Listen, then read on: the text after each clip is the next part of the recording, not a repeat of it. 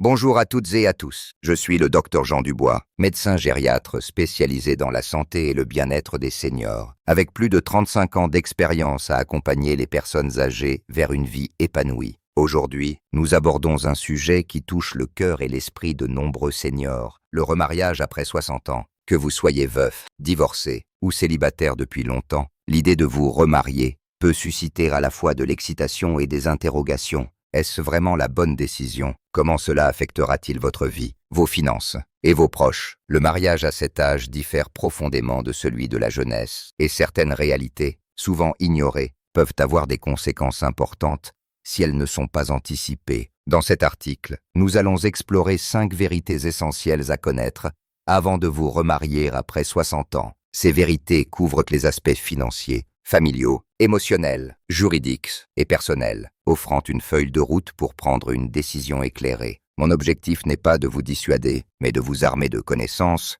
pour que votre choix, qu'il s'agisse de vous engager ou de préserver votre indépendance, soit source de bonheur, de sécurité et de paix intérieure. Restez jusqu'à la fin, car la dernière vérité est particulièrement cruciale. Elle touche à ce qui définit votre épanouissement à ce stade de la vie, un aspect souvent négligé mais déterminant pour votre avenir. Laissez un commentaire avec 1 si vous trouvez cet article utile, ou 0 si ce n'est pas le cas. Vos retours m'aident à créer du contenu qui répond à vos besoins. Préparez-vous à découvrir des perspectives qui pourraient transformer votre vision du remariage. Allons-y. 1. Les réalités financières. Un impact plus grand que prévu. Le remariage après 60 ans est bien plus qu'un engagement amoureux. C'est un contrat financier et légal qui peut bouleverser votre sécurité économique si vous n'y êtes pas préparé. Beaucoup de seniors sous-estiment cet aspect, pensant que l'amour et la compagnie suffisent.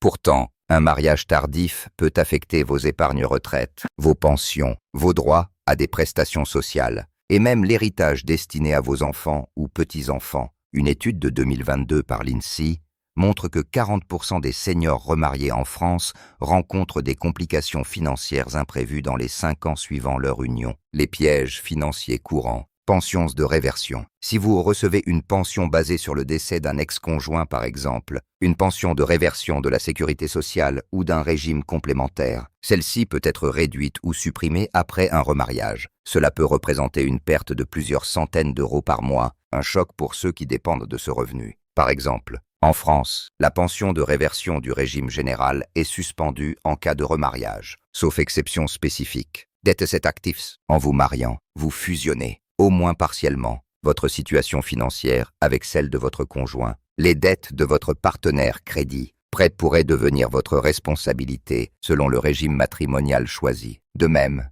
vos économies ou biens immobiliers pourraient être partagés en cas de divorce ou de décès. Héritage. Sans disposition claire, votre nouveau conjoint peut avoir des droits légaux sur vos biens, réduisant la part destinée à vos enfants. En France, le régime de la communauté légale peut attribuer automatiquement une part de vos actifs à votre conjoint, même si vous souhaitiez tout léguer à vos descendants. Cela peut inclure une réserve héréditaire ou un droit d'usufruit sur votre domicile, impôts et avantages fiscaux. Le remariage peut modifier votre situation fiscale. Par exemple, une déclaration commune peut augmenter ou réduire vos impôts, selon vos revenus respectifs. Certains avantages fiscaux liés au veuvage ou au célibat peuvent également disparaître. Exemple concret. Prenons Robert, 65 ans, veuf et père de 2 enfants adultes. Après son remariage avec Claire, il a découvert que sa nouvelle épouse avait des droits sur sa maison, qu'il voulait léguer intégralement à ses enfants. Sans contrat de mariage ni testament clair, une partie de son patrimoine risquait d'être attribuée à Claire en cas de décès, notamment via l'usufruit. Après une consultation notariale, Robert a établi un contrat de mariage en séparation de biens et un testament, garantissant que ses enfants recevraient leur héritage tout en prévoyant une rente pour Claire. Cette planification a évité des tensions familiales et lui a offert une tranquillité d'esprit. Que faire? Consultez un conseiller financier ou un notaire avant de vous marier pour évaluer l'impact sur vos pensions, épargne et héritage. Demandez une analyse détaillée de vos revenus retraite, pensions, rentes et de vos actifs immobiliers. Épargne. Vérifiez les conditions de vos prestations pensions de réversion, retraite complémentaire auprès de votre caisse de retraite, comme la CNAV ou la GIRC Arco. Envisagez un contrat de mariage. Séparation de biens ou participation aux acquêts pour protéger vos actifs et clarifier les responsabilités financières Parlez-en avec votre partenaire pour aligner vos attentes. Mettez à jour votre testament pour refléter vos souhaits concernant l'héritage. Une donation au dernier vivant peut aussi protéger votre conjoint sans léser vos enfants. Examinez votre situation fiscale avec un expert pour anticiper les changements impôts sur le revenu. Droit de succession. Si cette réflexion vous semble utile, laissez un commentaire avec le numéro 1 ci-dessous.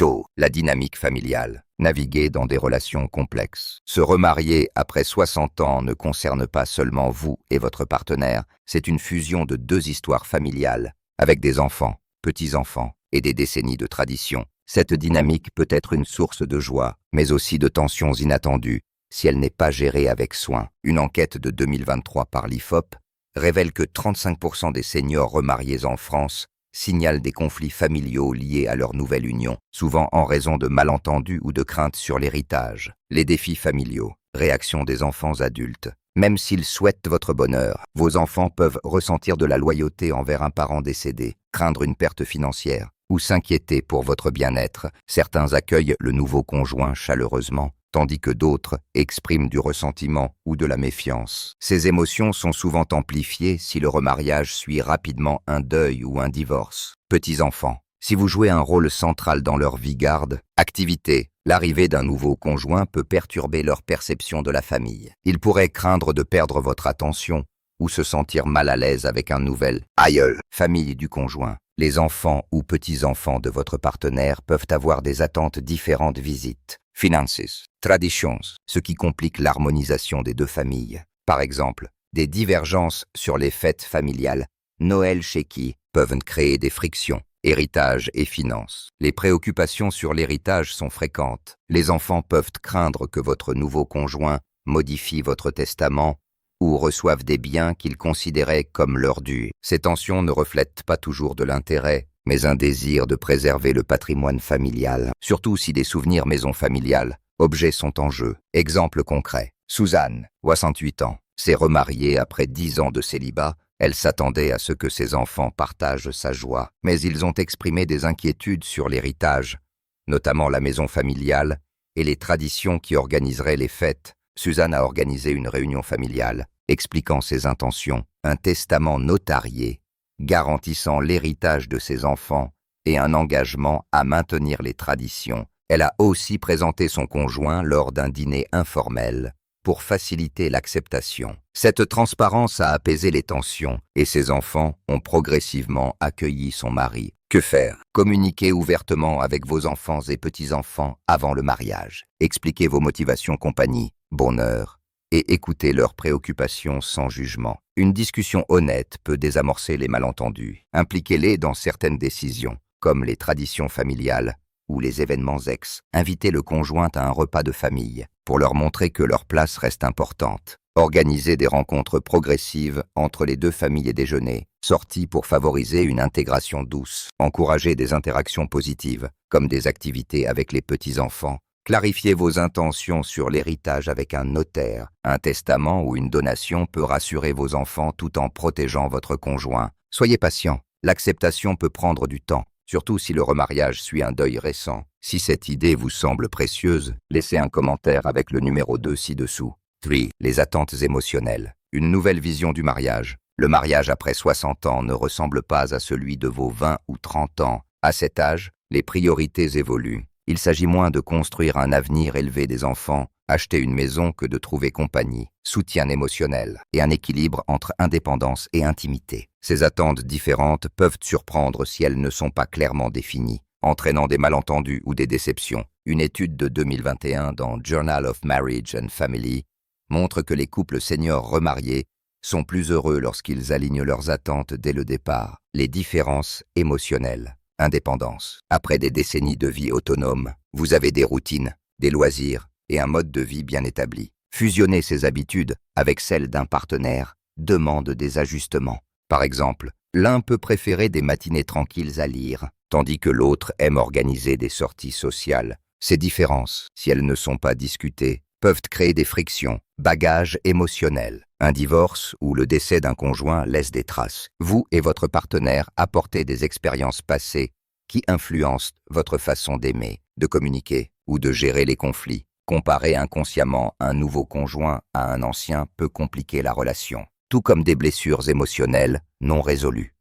Peur de l'abandon, méfiance. Redéfinition du mariage. À cet âge, le mariage est souvent centré sur la compagnie et les expériences partagées, plutôt que sur des objectifs matériels. Certains couples préfèrent vivre séparément union libre ou LAT, living apart together, pour préserver leur autonomie, tandis que d'autres souhaitent une vie commune totale, communication et compromis. Les seniors ont souvent des attentes plus claires, mais aussi moins de flexibilité face aux désaccords. Apprendre à négocier sans perdre son identité est essentiel. Exemple concret. Henry, 62 ans, s'est remarié après avoir perdu sa femme. Il s'attendait à retrouver la dynamique de son premier mariage, où tout était partagé. Mais sa nouvelle épouse, divorcée et très indépendante, voulait préserver son espace personnel et voyager souvent, tandis qu'Henry préférait rester près de sa famille. Après des tensions initiales, ils ont discuté ouvertement et trouvé un compromis. Des voyages courts 2 fois par an et du temps séparé pour leurs hobbies.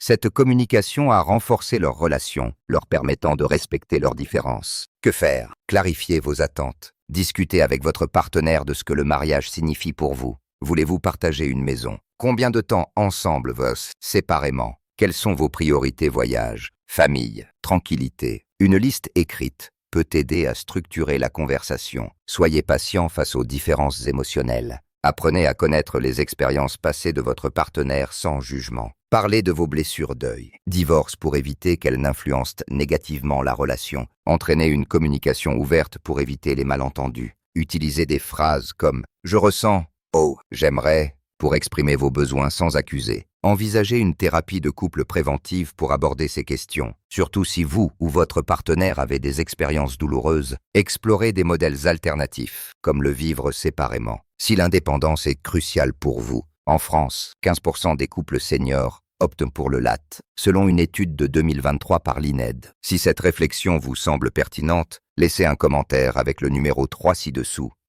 Considération juridique. Protégez vos intérêts. Le remariage est un contrat légal qui peut avoir des conséquences complexes après 60 ans, sans une planification adéquate.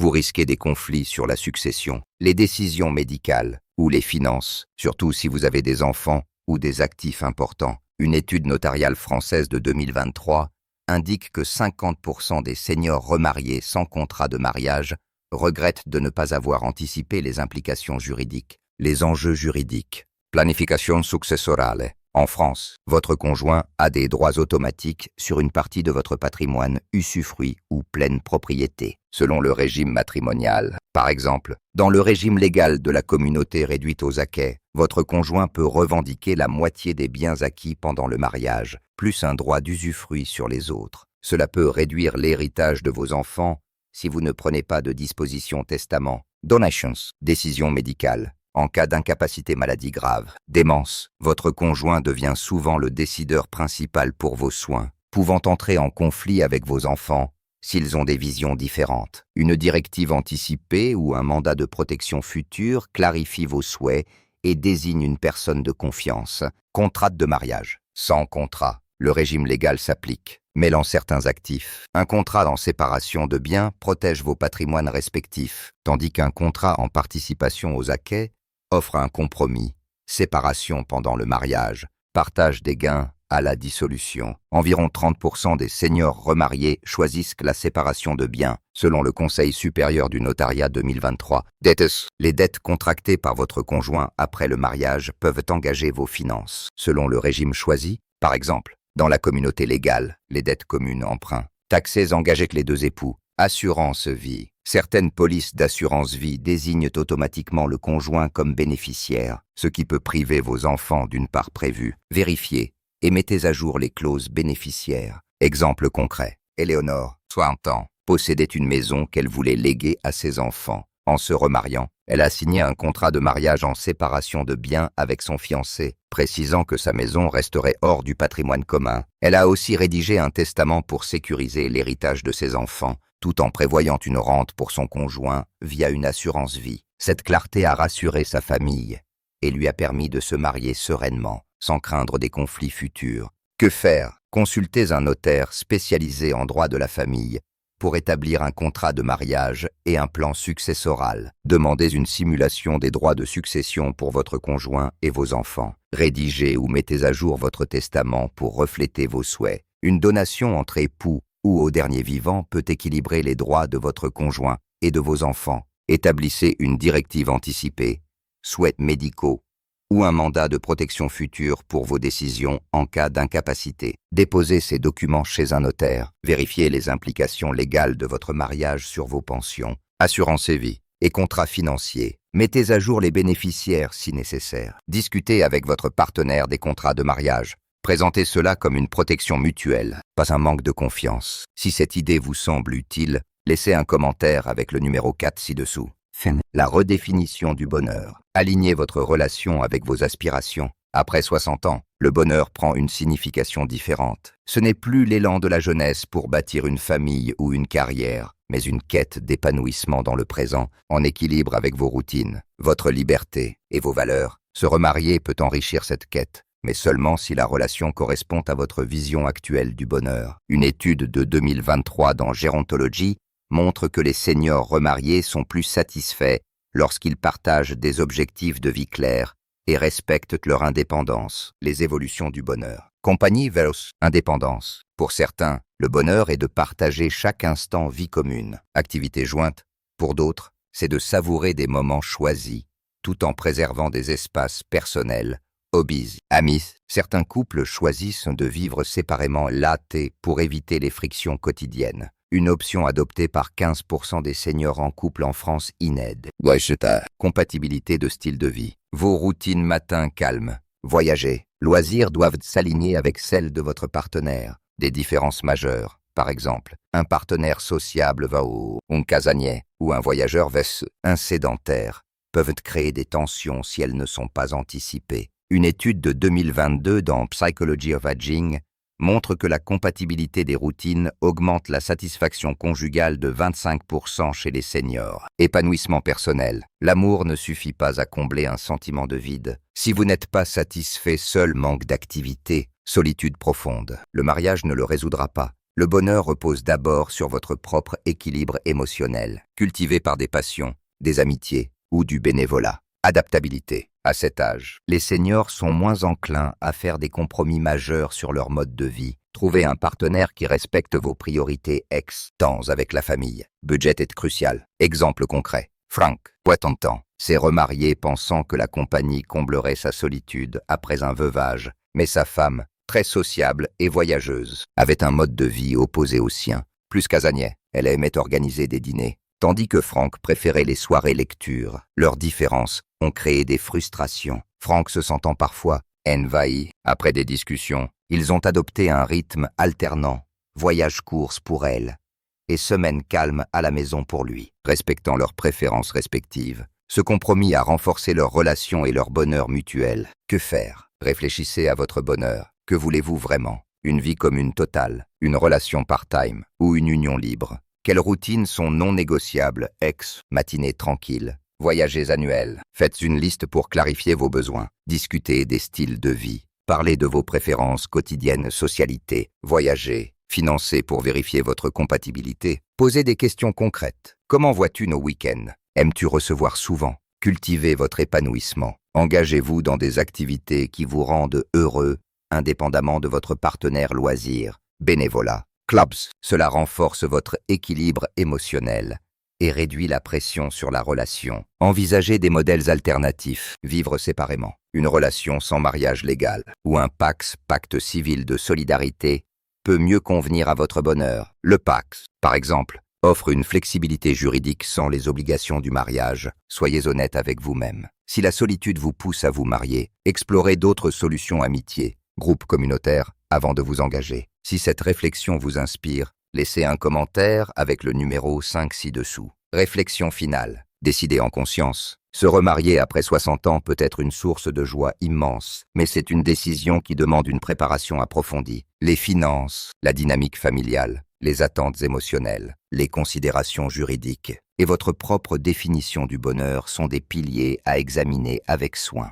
Une étude de 2024 par l'INED montrent que les seniors qui planifient leur remariage finance, famille, communication sont 50% moins susceptibles de rencontrer des conflits majeurs dans les 10 ans suivant leur union. Le remariage n'est pas une obligation sociale, mais un choix personnel. Certains trouvent l'épanouissement dans une union traditionnelle, d'autres dans une relation libre, pax, ou en restant célibataire. L'essentiel est que votre décision reflète vos valeurs, votre style de vie et votre bien-être à long terme. Prenez le temps de discuter avec vos proches, consultez des experts notaires, conseillers financiers et écoutez votre cœur. Il n'y a pas d'urgence. Cette période de la vie est une opportunité de vivre pleinement, selon vos propres termes. Partagez en commentaire une réflexion ou une expérience liée au remariage après 60 ans. Quelle vérité vous a le plus surpris? Si cet article vous a éclairé,